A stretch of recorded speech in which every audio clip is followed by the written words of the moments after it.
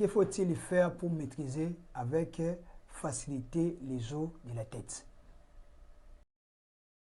Pour maîtriser les os de la tête, il faut savoir d'abord que l'ensemble des os de la tête est appelé crâne.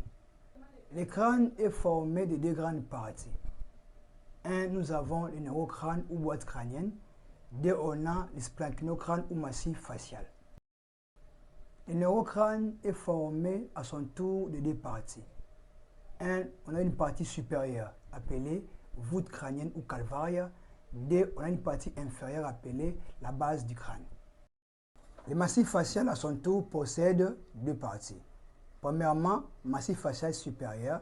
Deuxièmement, massif facial inférieur. Concernant le neurocrâne, on a dit que le neurocrâne est formé de deux parties. Un, la voûte crânienne ou calvaria. Deux, la base du crâne. Alors, par rapport à la base du crâne est formée de trois étages. Un, on a étage antérieur ou fosse crânienne antérieure. Deux, étage moyen ou fosse crânienne moyen. Et trois, étage postérieur ou fosse crânienne postérieure. Quels sont les os qui forment l'étage antérieur de la base du crâne? Un, on a le frontal. Deux, nous avons l'ethmoïde. Mais il faut noter que l'étage antérieur de la base du crâne est aussi complété par les deux petites ailes de l'os sphénoïde. Quels sont à présent les os qui forment l'étage moyen de la base du crâne? Un, on a le temporal gauche. Deux, temporal droit. Trois, le sphénoïde. Alors, quel est l'os qui forme l'étage postérieur de la base du crâne? C'est l'os occipital. Quels sont les os qui forment la voûte crânienne? De quoi est composée la voûte crânienne? Il faut savoir que la voûte crânienne est composée d'une partie du frontal, d'une partie du sphénoïde, d'une partie de l'occipital, d'une partie des temporaux et des deux pariétaux, pariétal gauche et les pariétal droit. Donc les os qui sont en entièreté au niveau de la voûte crânienne, ce sont les deux pariétaux. Alors, si on peut résumer concernant le neurocrâne, nous dirons que le neurocrâne a au total 8 os constants. Nous avons le frontal, nous avons l'ethmoïde, nous avons les sphénoïdes, nous avons l'occipital, nous avons les deux temporaux et les deux pariétaux. Alors, concernant les massifs faciaux, on avait dit que les massifs faciaux possèdent deux parties. Massif facial supérieur et massif facial inférieur. Il faut savoir que les massifs faciaux supérieurs possèdent au total 13 os, dont 6 os pairs et 1 os impair.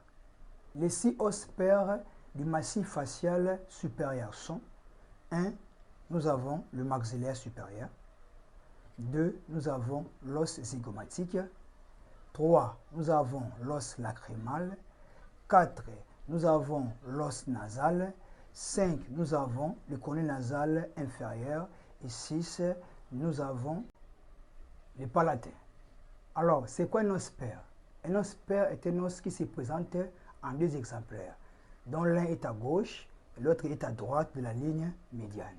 Exemple, quand on dit que le maxillaire supérieur est un os pair, c'est-à-dire qu'on a deux maxillaires supérieurs. Maxillaire supérieur gauche et maxillaire supérieur droit.